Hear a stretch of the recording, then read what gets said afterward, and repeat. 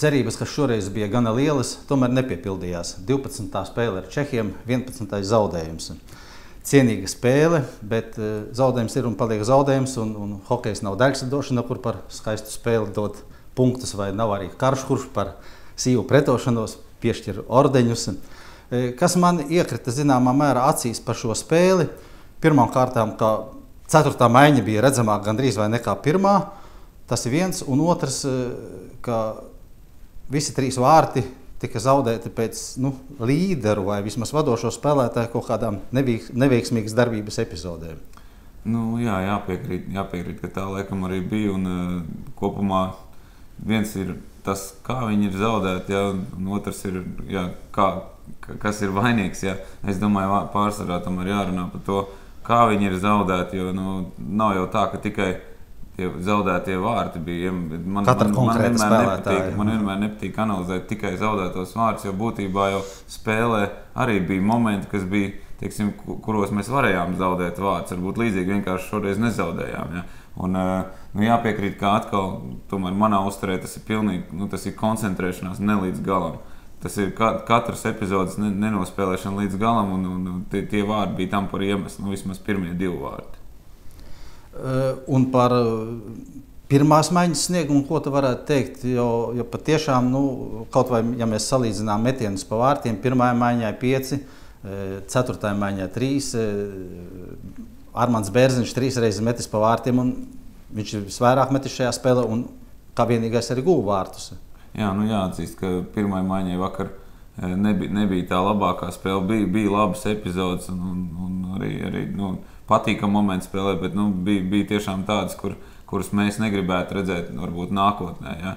Kopumā tiešām jāpriecājas par to, kā spēlē 3. maiņa, kā spēlē tiešām 4. maiņa. Un, mazliet sācis pieklibot laikam vairākums, varētu teikt. Jo 4. maiņa nopelnīja šīs 4 minūtes, kas varēja būt pietiekoši izšķirīgas šajā mačā, bet tādu ļoti labu vārtu gūšanas momentu, ja neskaita šo Daugaviņa pa pusstabiņu trāpījumu. Tā ir patiesībā, bet varēja redzēt, ka Čehi ļoti piestrādājuši pie spēles mazākumā, un mūsu komandai ir labi. Ja mūsu vairākumam ir labi, ja mūs mēģina uzbrukt uzreiz, un pretinieku komanda spēlē ātri. Uz tā saplīs, vācieši, uz tā arī citi ir iekrituši. Čehi šoreiz diezgan pasīvi spēlēja mazākumā, un līdz ar to mūsu šie varianti, kas ir, viņi nestrādāja. Zīmīgs tomēr moments pa visu šo spēli ir fakts, ka labākā spēlētāja balvu saņēma Čehijas izlases vārdsargs, kas tomēr zināmā mērā liecina arī par mūsu kvalitāti.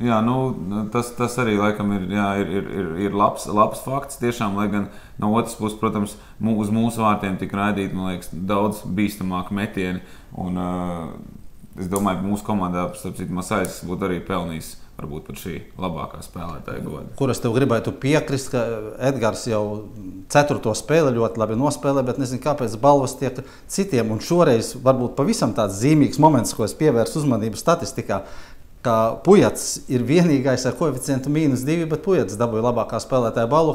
Protams, statistika nevienmēr visu pasaka.